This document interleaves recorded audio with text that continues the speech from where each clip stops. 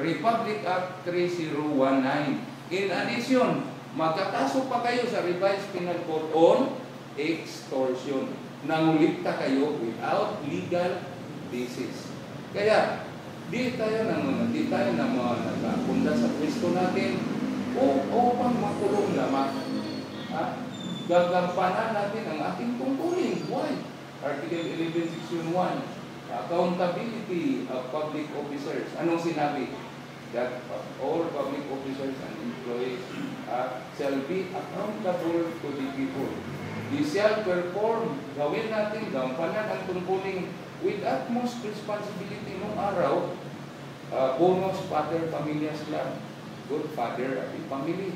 Na kung magkarason ka na, ginawa ko naman sinupervise ko, ayos na yun. Ordinary diligence lang. Ngayon, hindi. Utmost responsibility, integrity, loyalty, efficiency, a sense of patriotism and justice. Kung kailangan pa, magpakamatay tayo pag anak sa tungkulin natin. Kung kailangan. Oh, yes.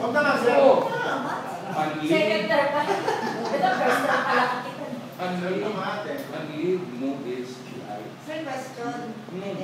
Oo naman. Diba yung sabi niyo doon, sa mga store ba yun, 50,000? Oo, ngayon kasi sila na tayo. Ano yun, 138. Gross ba yun, gross, yung 50,000? Gross, yan. Di sa, ano yun siya, 138. So, possible, kasi hindi lang naman 138 ang pwede nilang magbenta. Ang ano doon, paano namin malalaman na kung yun nga ang benta? Kasi iba dyan, nag-declare sila na hindi tama. They are telling you at face value kung wari na yan. Pero, nandiyan naman ang treasurer. Sino ang treasurer?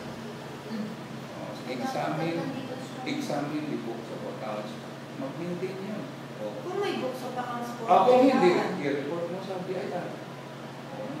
Mandatory yan. Under the Internal Revenue Code na mag-maintain ng books of accounts ang isang negosyo. Requirement. O kung hindi siya.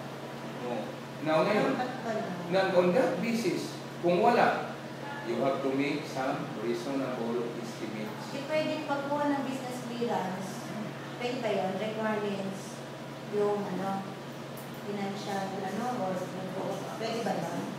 May libro de pinta sa pa. Usually po, mga sari-sari sa tulad ng mga ganyan, mga walang bukaba. So, ipalagay natin. So, you have to make an approximate and estimate. Tayo kami. Estimate sa pag-uusap ninyo na kasi sinabi ko na ilalagay siya, sir, sa requirements ng business clearance. Pwede. Okay, magkaroon naman siya sa maximum, diba? Pero kung ang ano dyan, ang mangyayari, ay hindi naman nga sumobra sa 50,000, ay hindi na lang sa iyo yan, barangay clearance lamang. Diba? O naman.